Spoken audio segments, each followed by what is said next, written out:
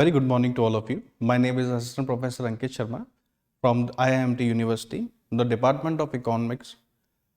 Today we are here to present your lecture series on economics.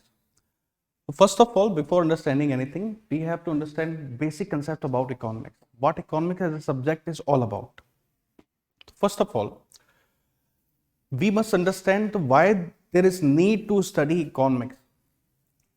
जैसे कि हम सभी लोग जानते हैं कि इस संसार में कहें या फिर इस नेचर में कहें, जितने भी रिसोर्सेज हैं बहुत ही अनइवन तरीके से मौजूद होते हैं, या फिर एक सही शब्द हम इस्तेमाल करें तो जितने भी रिसोर्सेज बहुत स्कैर्स हैं, लिमिटेड अमाउंट में है। और जो चीज़ लिमिटेड अमाउंट में अगर मौजूद होती है तो हमें बहुत ज़रूरी हो जाता है उन संसाधनों का बहुत ही सोच समझ के इस्तेमाल करना। बस वही इकोनॉमिक्स कहलाता है कि हम किस तरह से अपने प्रेजेंट लिमिटेड रिसोर्सेस को समझदारी से इस्तेमाल करते हैं ताकि वो वेस्ट ना हो और हम उनसे से ज्यादा आउटपुट ले सकें। जब हम इससे आगे चलते हैं तो हम ये समझते हैं कि बेसिक इकोनॉमिक प्रॉब्लम क्या क्या है। फॉर एग्जांपल, अगर हमारे पास लिमिटेड रिसोर्सेस हैं तो सबसे पहले हमारा ध्यान ये जाएगा कि हम किन गुड्स का प्रोडक्शन करें। Like what goods and services should an economy produce with its limited resources. For example, अगर हम कोई बिजनेस पे स्टार्ट करते हैं या फिर कोई भी इकोनॉमिक एक्टिविटी करते हैं, सबसे पहला क्वेश्चन हमारे दिमाग में यही आता है कि हमें एक्चुअली स्टार्ट क्या करना है, और इसका आंसर होता है कि जो चीज हमें सबसे ज्यादा बेनिफिट दे हमें उसी का ही प्रोड्यूस करना है, क्योंकि हमारे पास जो संसाधन है वो ऑलरेडी काफी सीमित मात्रा में है। ठीक है। Next important question should be, how should goods and services be produced? Once we decided that what to produce, our next big question is how it is to be produced. Like किसी भी संसाधन, किसी भी चीज को बनाने के लिए हमें क्या विधि इस्तेमाल करनी है, क्या फैक्टर्स ऑफ प्रोडक्शन का किस तरीके का कॉम्बिनेशन हमें इस्तेमाल करना है। फॉर एग्जाम्पल, क्या हमें वस्तुएं ऐसी बनानी है जहां पे बहुत ज्यादा तादाद में लेबर इस्तेमाल होती है, जिन्हें हम लेबर इंटेंसिव गुड्स भी कहते हैं, या फिर हम कुछ ऐसे प्रोडक्ट बनाए जहां पे बड़े अमाउंट में कैपिटल इस्तेमाल होती है, यानी कि पैसा ज्यादा लगता है, जिन्हें हम कैपिटल इंटेंसिव गुड कहते हैं, या फिर दोनों ही। इसके बाद एक बेसिक क्वेश्चन आता है, who should get goods and services. After deciding that what should be produced and how it will be produced, the major next question is how it is to be distributed. For example, to whom it to be produced. जैसे कि आप जानते हैं कि अलग अलग businesses होते हैं, अलग अलग प्रोडक्ट्स होते हैं, उन सभी की एक अपनी अलग टारगेटेड ऑडियंस होती है।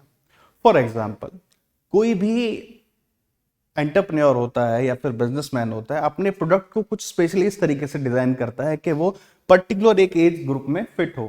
जैसे कि आप जानते हैं कुछ प्रोडक्ट होते हैं बच्चों के लिए, कुछ प्रोडक्ट होते हैं टीनेजर्स के लिए, और कुछ प्रोडक्ट होते हैं एडल्ट्स के लिए। उसी तरीके से यहां पे ये बेसिक क्वेश्चंस अगर इकोनॉमिक्स एड्रेस करती है। ठीक है। इसके बाद हम अगर इकोनॉमिक्स को अगर शुरुआत से समझना चाहें, इसका डेवलपमेंट किस तरह से हुआ एज ए डिसिप्लिन, तो सबसे पहले इकोनॉमिक्स को जो डिफाइन करते हैं या फिर सबसे पहला एरा जैसे बोलते हैं, हम उसे बोलते हैं क्लासिकल एरा या फिर क्लासिकल व्यू ऑफ इकोनॉमिक्स। जो भी क्लासिकल्स थे, जैसे कि हम बात करें कि सबसे बड़ा नाम अगर इकोनॉमिक्स में हम इस्तेमाल करते हैं एडम स्मिथ, जिन्हें फादर ऑफ इकोनॉमिक्स भी कहा जाता है। According to Adam Smith, the economics definition is economics as the science of wealth, and also JB says that the study of law which govern the wealth, and so on F A Walker and J S Mill. These all are the classical economists. One common thing between them is they consider the study of economic as a study of wealth. जब हम economics को केवल एक wealth की study मानते थे कि economics का मुख्य उद्देश्य वेल्थ क्रिएशन है, जो कि जैसा आज हम सभी जानते हैं कि इकोनॉमिक्स केवल मनी रिलेटेड चीजों तक सीमित नहीं है। इकोनॉमिक्स से पूरा कंसेप्ट ग्रोथ का है, पूरा कंसेप्ट डेवलपमेंट का, जिसमें ये एक हिस्सा तो है पर पूरी स्टडी नहीं है। इसीलिए आगे आने वाले समय में इसकी डेफिनेशन में बदलाव है, जैसे कि हम इसके नेक्स्ट पार्ट में देख सकते हैं the new classical views. New classical view में मेनली हम बात करते हैं अल्फ्रेड मार्शल की। अल्फ्रेड मार्शल ने इस सब्जेक्ट को एक नया लुक दिया, जिसमें इन्होंने कंसेप्ट जोड़ा wealth plus welfare. In this definition, wealth is not the end product, but it is only a means to achieve the welfare of the economy। जैसे कि हम सभी जानते हैं कि वेलफेयर का मतलब क्या है। वेलफेयर का मतलब केवल पैसे होने से ही नहीं है। फॉर एग्जाम्पल, अगर आपकी इकोनॉमी सभी लोग अच्छा पैसा कमाते हैं तो जरूरी नहीं है कि सभी लोग खुश हों, या फिर जरूरी नहीं है कि वहां पर तरक्की हो ही जाए। क्योंकि अगर हमारे पास पैसे के साथ साथ हमें हमारी सिक्योरिटी चाहिए, हमें हमारी अच्छी हेल्थ चाहिए, हमें हमारे देश में अच्छा इंफ्रास्ट्रक्चर चाहिए और अच्छी सिक्योरिटी चाहिए। ये सभी चीज मिलकर एक डेवलपमेंट का कंसेप्ट हमारे सामने लेके आते हैं। तो इसीलिए जो एक नया कंसेप्ट आया, और जो कि हम मार्शल की बात करते हैं कि सबसे ज्यादा इनका कंट्रीब्यूशन रहता है एक वेलफेयर डेफिनेशन लाने में। न्यू क्लासिकल्स के बाद हम बात करते हैं स्कैरसिटी डेफिनेशन। जैसे मैंने शुरुआत में ही आपको बताया कि इकोनॉमिक्स क्या है, हमारे लिमिटेड रिसोर्सेस को इस्तेमाल करने का एक जस्ट तरीका है कि किस तरीके से हम लिमिटेड संसाधनों को प्रयोग करके उन्हें अपने इस्तेमाल में लाएं, उनसे ज्यादा बेनिफिट ले पाए। तो according to Robbins, economics as the science which study human behavior as a relationship between ends and scarce means which have alternative use. Scarce mean having alternative use. So here I would like to define that word alternative uses. Alternative use का मतलब ये कि जैसे कि हमारे अलग अलग resources हैं, उन जरूरी नहीं है उनका एक ही इस्तेमाल हो। एक रिसोर्स को हम बहुतायत तरीके से इस्तेमाल कर सकते हैं। फॉर एग्जाम्पल, दूध है, मिल्क को हम डायरेक्टली ऐसे भी पी सकते हैं, हम उससे चाय बना सकते हैं, हम उससे पनीर बना सकते हैं, हम उससे चीज बना सकते हैं, and so on.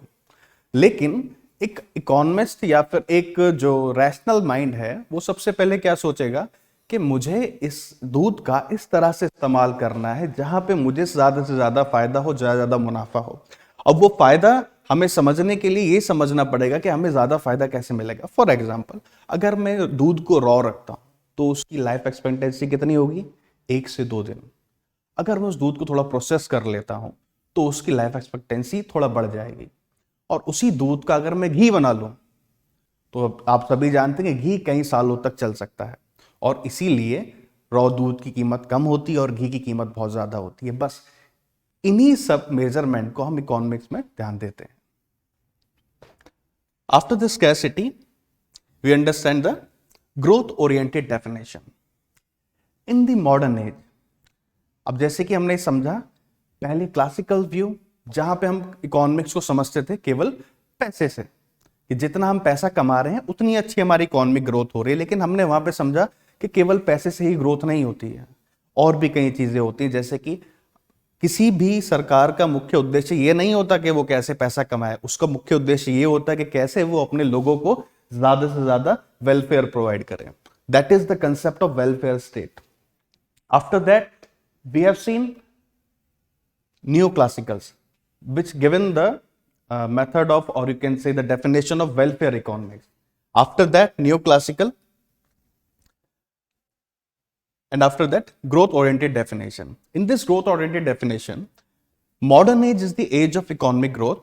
Its main objective is to increase social welfare and improve standard of living of the people by removing poverty, unemployment, inequality of income and wealth, and malnutrition. As you can see, these are the basic and the fundamental problems of our economy at that present time.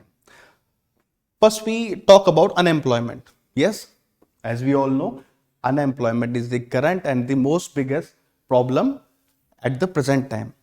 हम सभी को job चाहिए, सभी को कोई ना कोई रोजगार चाहिए, तभी हम लोग अपना जीवन व्यापन कर सकते हैं। इसीलिए गवर्नमेंट का मुख्य उद्देश्य भी इन्हीं चीजों की तरफ रहता है, और इकोनॉमिक का भी मेन स्टडी इन्हीं मुद्दों पे रहता है कि किस तरीके से हम अपने देश से गरीबी हटाएं, कैसे हम ज्यादा से ज्यादा रोजगार उपलब्ध कराएं, और किस तरीके से हमारे समाज में जो इनकम की इनइक्वालिटीज हैं, फॉर एग्जांपल कि कुछ वर्ग हमारे देश का काफी गरीब है और कुछ वर्ग हमारे देश का काफी अमीर है, इनके जो बीच का गैप है, इन्हीं को हम इनकम इनइक्वालिटी कहते हैं।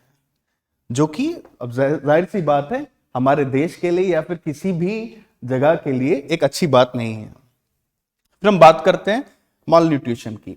माल न्यूट्रिशन से हम यही समझते हैं कि हमारी बॉडी में डेवलपमेंट के लिए अलग अलग न्यूट्रिएंट्स रिक्वायरमेंट होते हैं, जिसे हम कहते हैं एक बैलेंस डाइट रिक्वायर्ड होती है हमारी बॉडी को। अगर हमें खाने में वो पूरी बैलेंस डाइट नहीं मिलती है या फिर न्यूट्रिशंस हमें पूरे नहीं मिलते हैं तो हमारी बॉडी सफ़र करती है, और उसी सफरिंग को हम माल न्यूट्रिशन कहते हैं। जिससे जैसे हिंदी में आपने समझा होगा कुपोषण, हमारे शरीर को जब पूरा पोषण नहीं मिलता तो वो अपनी पूरी क्षमता से डेवलप नहीं हो पाती है, इसलिए हमारे शरीर में कमियां रह जाती हैं। और ये malnutrition one of the main reason है कि लेस प्रोडक्टिविटी होने का। जितना कमजोर हमारे शरीर होंगे उतने ही कम प्रोडक्टिव हम होंगे और हमारे देश की आबादी होगी। इंडिया के साथ ये प्रॉब्लम एक्चुअली रही है। हमारे देश की बड़ी जनसंख्या में माल न्यूट्रिशन पाया जाता है, जिसका डायरेक्ट रिलेशन होता है उनकी वर्क एफिशिएंसी से। According to Samuelson, economics is the study of how people and society choose with or without the use of money to employ scarce productive resources which could have alternative use to produce various commodities over the time and distribute them for consumption now and the future among various person groups of society। तो ये हमने basic concept of economics पढ़े और ये पढ़ा कि किस तरीके से economics with the time evolve हुआ है। आज के बाद नेक्स्ट लेक्चर से हमारा मेन फोकस रहेगा public finance. Public finance as you all know दो शब्दों से बना है, पब्लिक एंड फाइनेंस। पब्लिक से हम समझते हैं गवर्नमेंट या गवर्नमेंट की जितनी भी एजेंसीज होती हैं, स्टेट होती है, उन सब को हम एक पब्लिक फिगर नाम देते हैं, दैट इज पब्लिक। और फाइनेंस से हम समझते हैं मनी रिलेटेड जितने भी रिसोर्सेज होते हैं।